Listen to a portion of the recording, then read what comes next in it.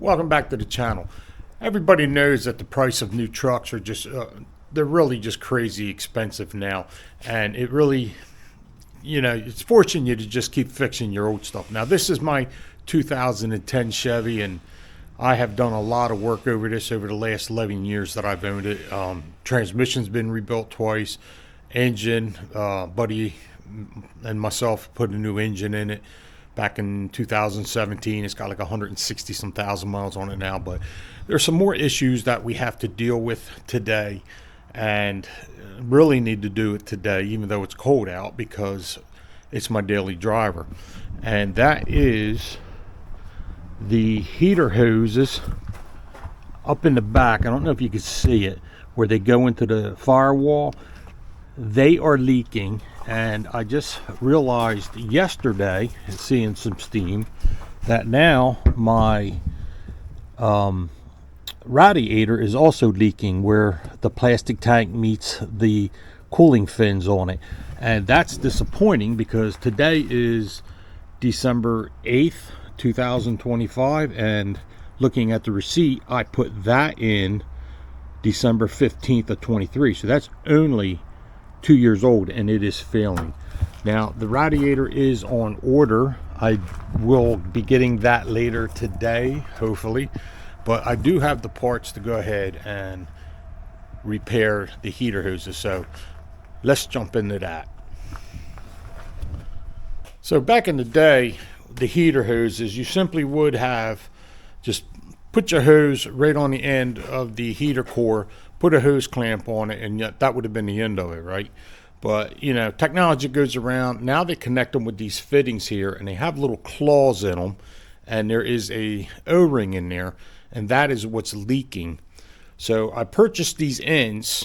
So what we'll do is we'll end up taking these off, and they're going to be a bear to get to where they're located, and I know it's not going to be a fun job.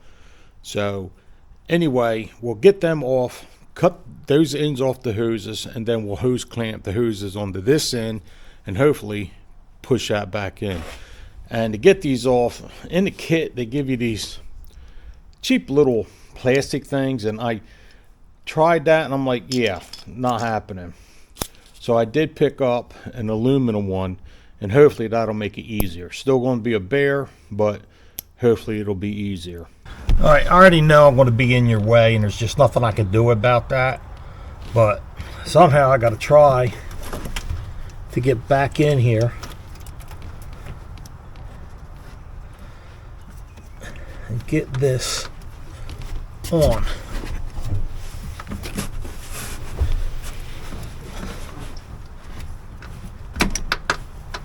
Whoa. I just broke the end right off of that, and I didn't even put any pressure on it. Well, I'm not going to have a choice but to get it off now.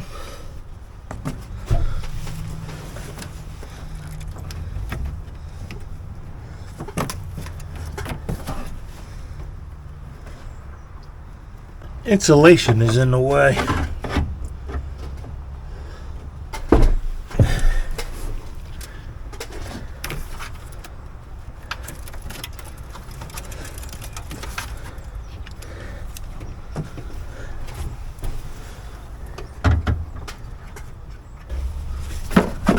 Oh, come on.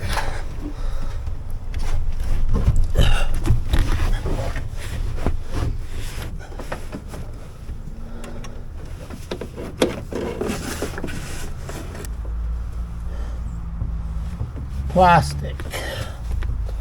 And I'm stuck. Oh, that hurt. That's one. Now I got to get the other side off. And I'm not sure.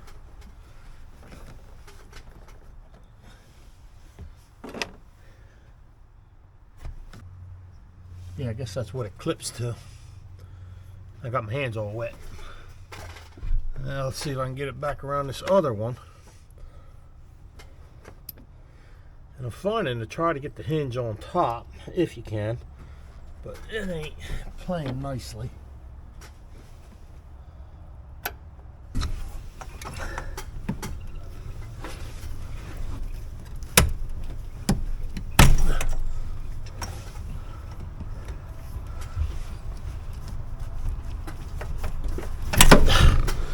Well, guess it came out. She was stuck. Good.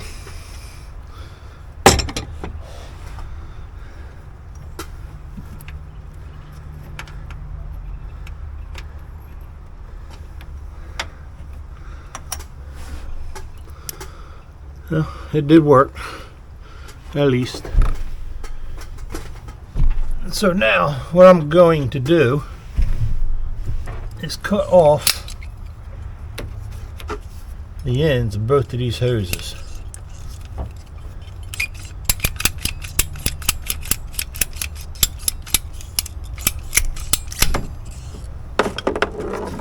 Oops.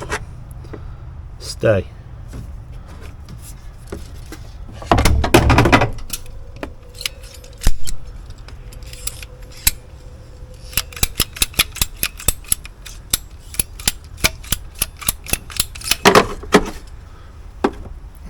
Good. I will take a hose clamp and an end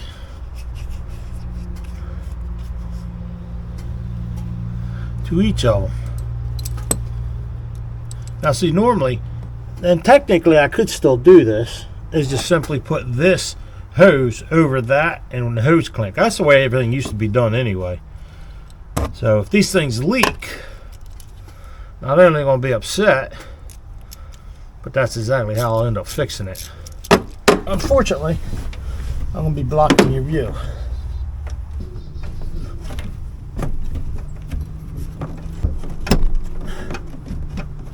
I seem to lock.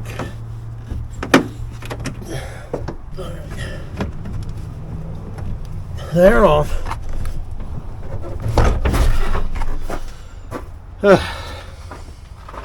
Alright, so I need you guys to keep an eye right here on these hoses and tell me if it's leaking. Of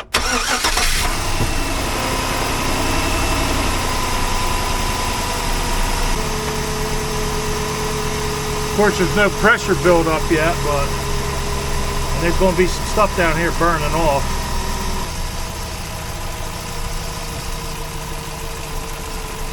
Alright, I'm going to let this run for about, I don't know, 20 minutes. Let it come up to temp and see if we got a leak or not. Alright, engine is up to temperature. I do not see any leaks coming from back here, so that's a good thing. I still have to put the wire loom on. I'm not going to bother you with that. It won't take long. And then, I don't know if you can see it, but right down in there, it's dark. We are dripping on the radiator.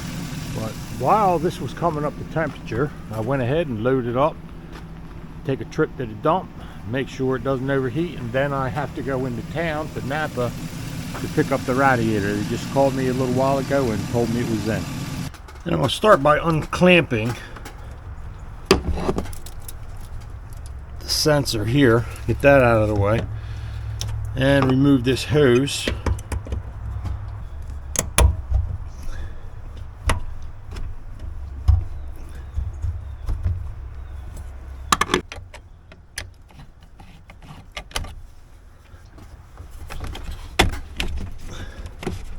Now this box should pop right up now.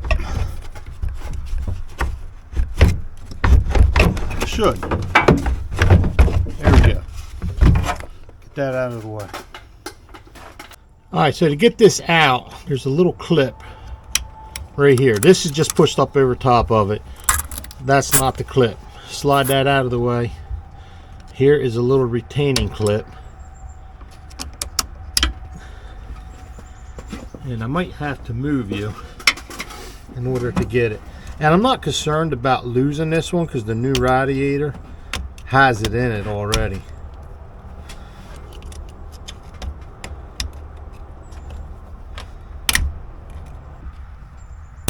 I almost had it.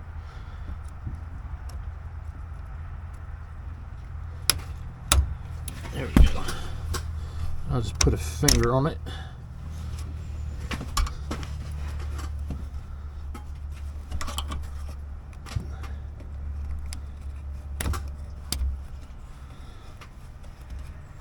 There we go. And now this line, that's the little clip right there. That's all it is. And with that out, this should just pull right out. Should, I said. Oh, you know why? I got a clip right down here holding it in. I got to remove that bolt down there. And that should be maybe a 12 mil. I'd like to not lose that.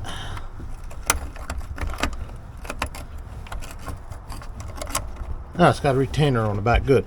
So with that out, it gives me room. Now this hose here should pull right out without that clip. Look at that, nice and easy, out of the way. I seem to have lost the pick tool and I cannot find it. I heard it fall down in there, but she might just be gone forever.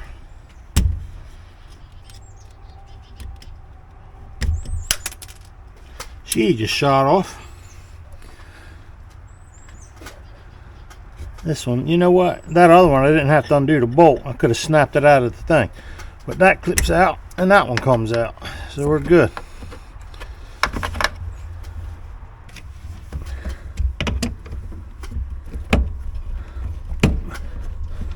Very nice.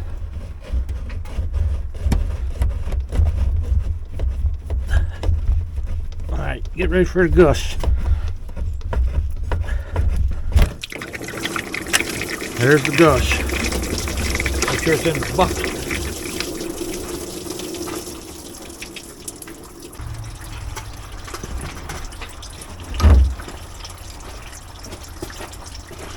I went ahead and just popped off the upper radiator hose. No big deal. It's right here in the plane. But I do have to get a little holding clip here off and pull that off real quick.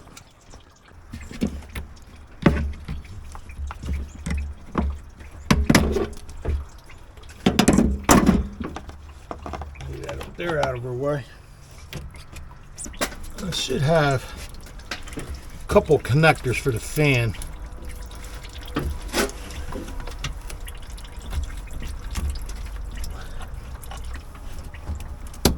Yeah, good.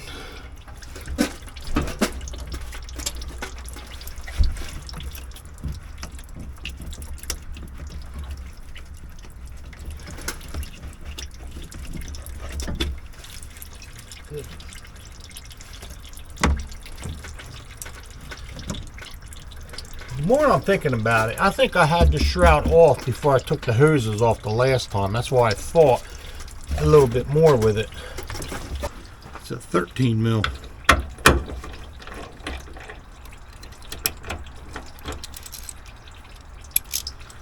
Need a new ratchet.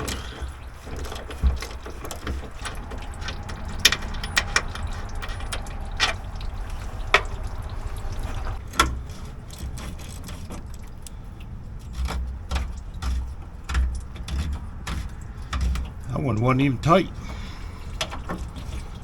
I was the one that put it in 2 years ago. A couple more.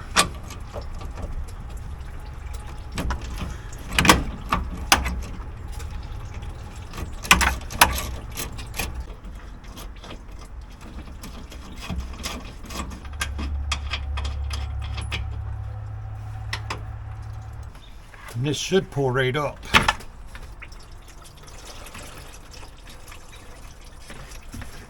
I wanted to separate the fan shroud.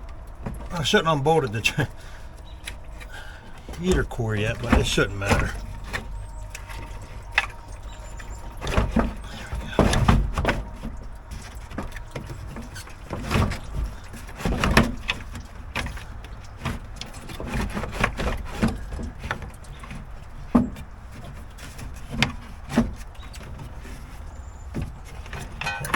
Here.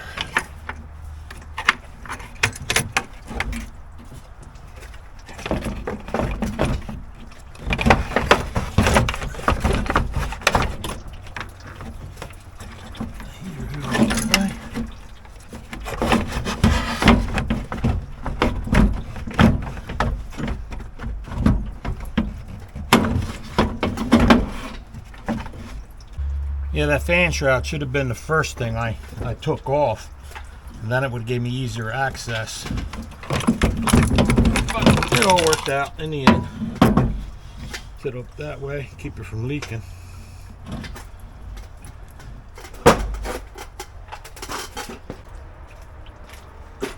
Alright, let's see if this will slide right in.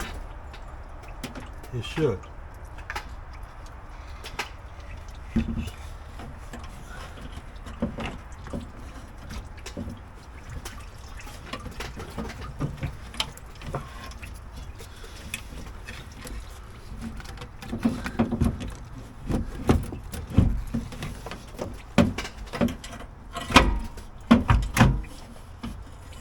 Good.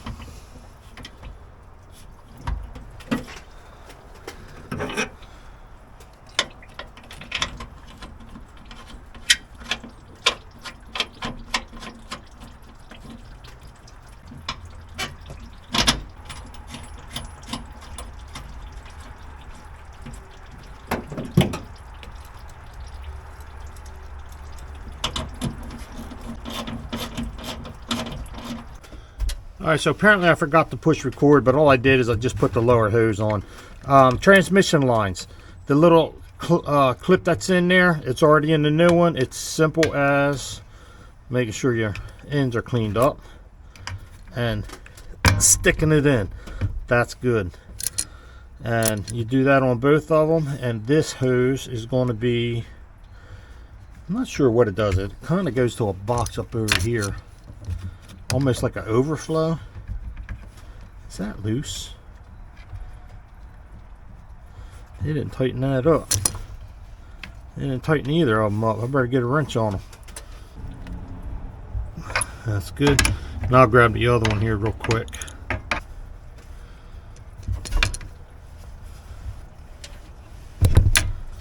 We'll stick this one on. Right in your way, in your face.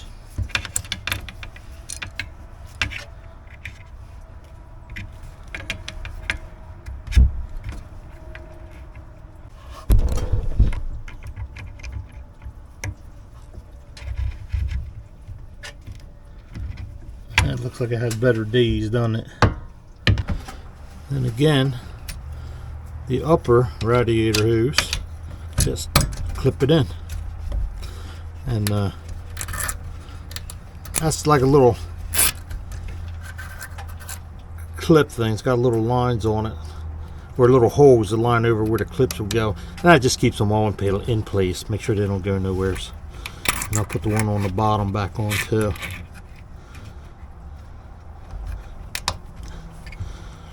This kind of makes it sure it doesn't come out. You just have the top, which actually goes to your reservoir.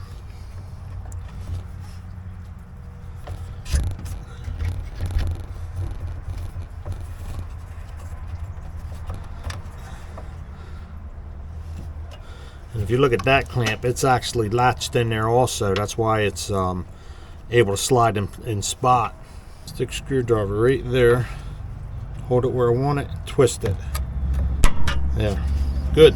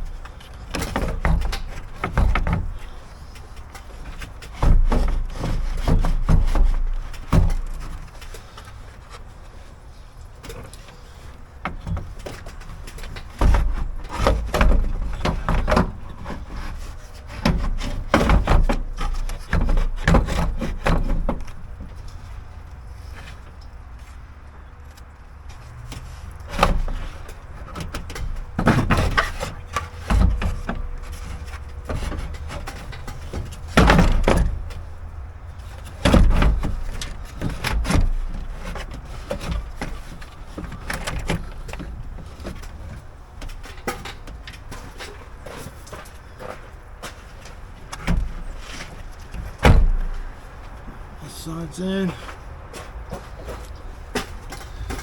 Get this little latch in here. Make sure it's in. I think it is. Yeah, okay, good.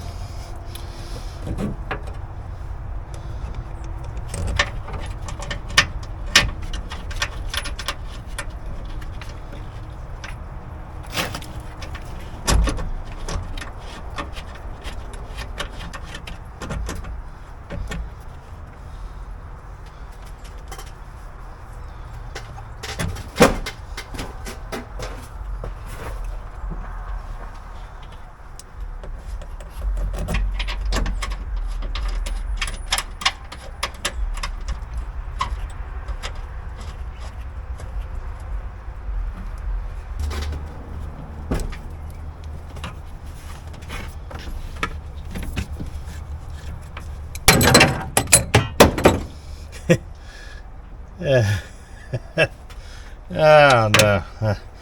Let me show you where this one landed.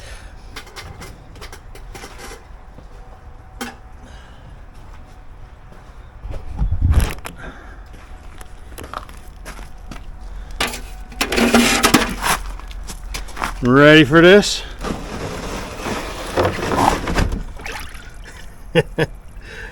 See it? Oh my.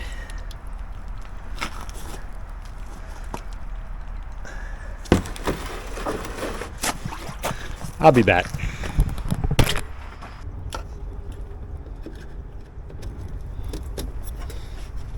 There you go. I think you were looking through my glasses, weren't you?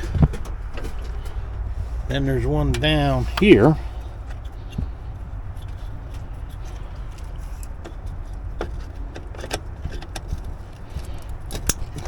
That clicked in. The other one's in.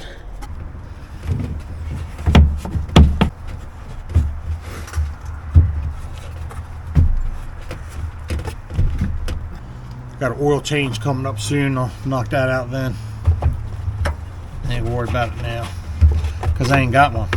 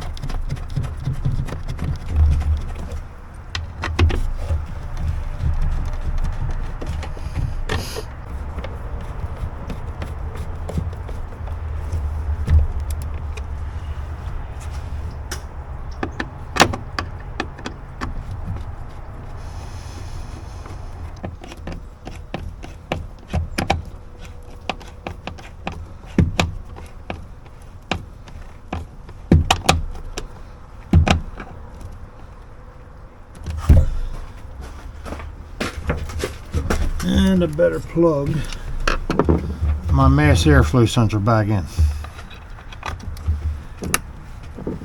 Yeah. Now, time to get some antifreeze.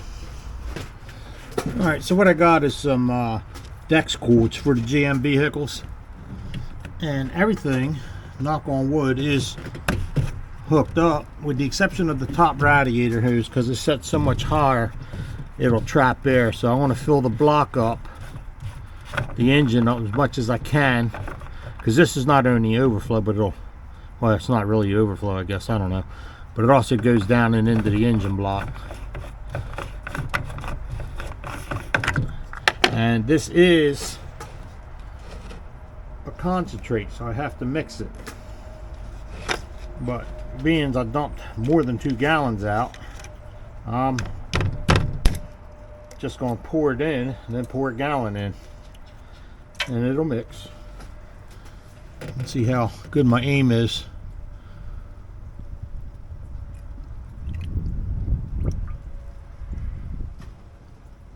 And you should be using distilled water with this also, but I don't have any.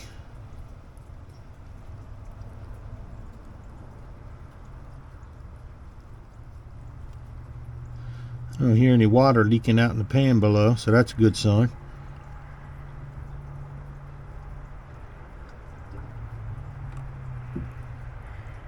Heard a gurgle.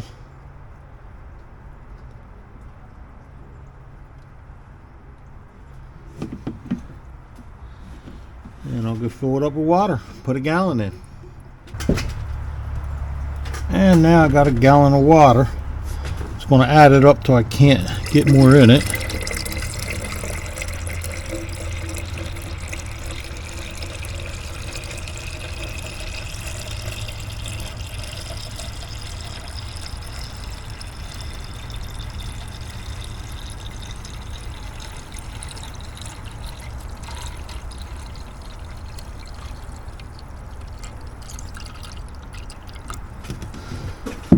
And that's about a half it went in. I'm going to put the rest of this in the top radiator hose and get that secured up.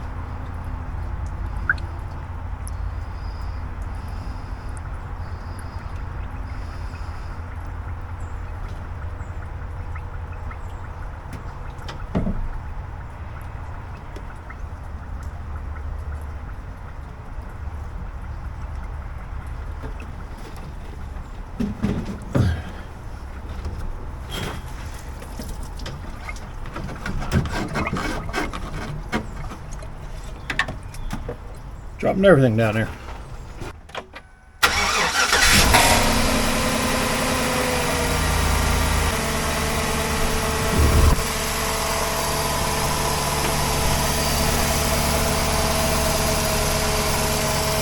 So far I don't see no leaks. Transmission lines aren't leaking, that's good.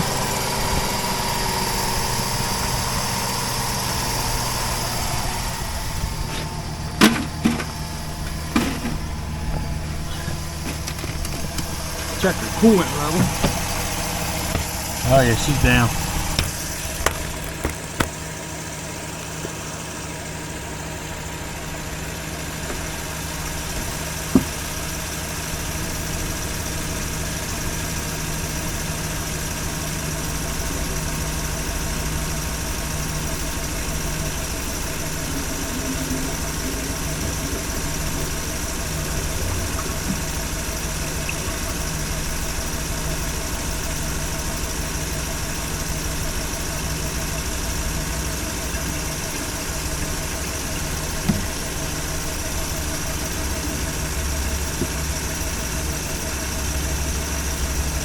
Yeah, it's draining it down.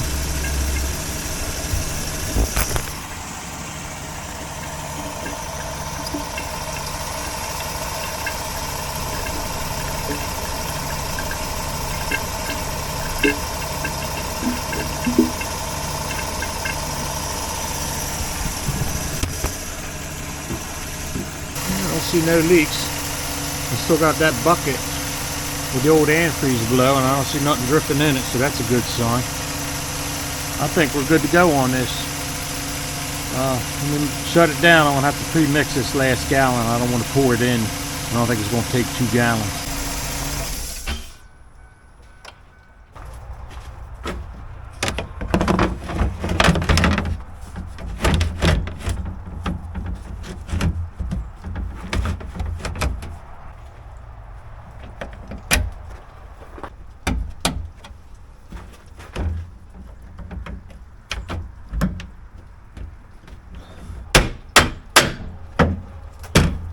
Done. Alright, so I guess that takes care of the radiator and the heater core hose ends. So hopefully there's no more leaks in here, and we'll just move on to a few other issues that need addressing. It's been probably about 2 or 3 weeks since that last little clip that you had just finished watching up. But I just wanted to give you a quick update on this. After repairing the radiator and the hoses going back to the heater core, the following day I ended up taking the truck to work. Now I work probably, I think it's like 35 miles, all back roads to work. Leave early in the morning. And on the way to work, I kind of noticed a smell of antifreeze in the cabin, and halfway to work, a little bit of fog on the windows from the inside. So that's never a good sign. And on the way home, I ended up with the windows rolled down and constantly wiping the window, trying to be able to see out, and in the dead of winter time too. So that wasn't good. So what had happened is in the time of pulling the fittings off of the heater core, I guess the heater core must have been, a little weakened anyway from corrosion, and it caused it to give way.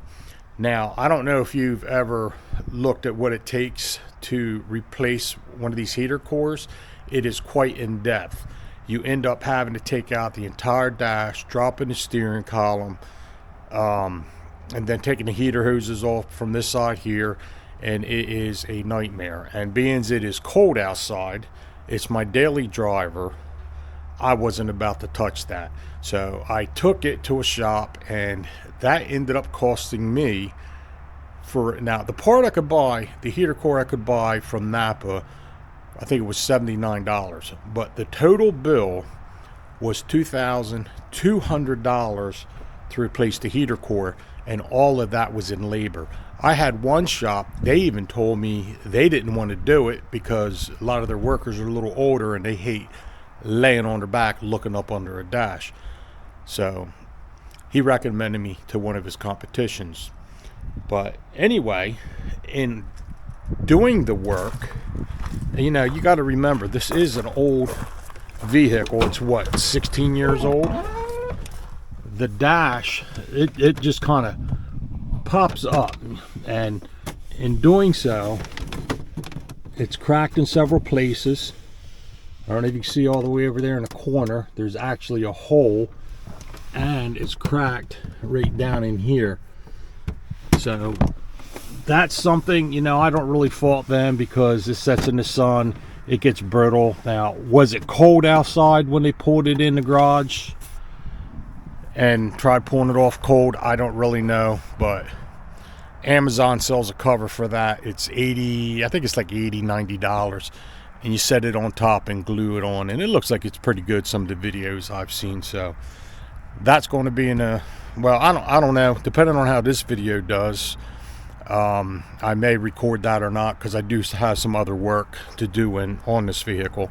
One being the ABS sensors, ABS does not work. I really don't care about that, but the traction control is not working either, and I think that is a sensor, the reluctor ring or whatever it is on one of the wheels isn't reporting. So I think it just turns that whole system off. But anyway, it is back $2,200 later, and it's still cheaper than the new truck payment, because the average new truck payment is, I think, $800 to $1,000. I actually looked at buying a new truck. Two main reasons I didn't do it. One, $850, $900 a month payment. Don't want that. Two, I use the truck. I'm constantly throwing sticks, leaves in it. I mowed a church property. I'm getting in this thing hot, sweaty, dirty, and I would hate to do that with a new vehicle. This one's got rust on it. I pull up to a Lowe's, one of the big box stores or whatever. I don't care where I park. You know what I mean? But anyway, if you like this video, I ask that you would hit the thumbs up and subscribe to the video, and check out one of the other videos up over here. I usually do a lot of small engine repair type stuff. It's kind of what I like doing. Or over on the other side would be a YouTube recommended for the viewer. So anyway, thanks. I appreciate you hanging out as we do some wrenching. Not everything always works out as you hope, but still cheaper to fix it.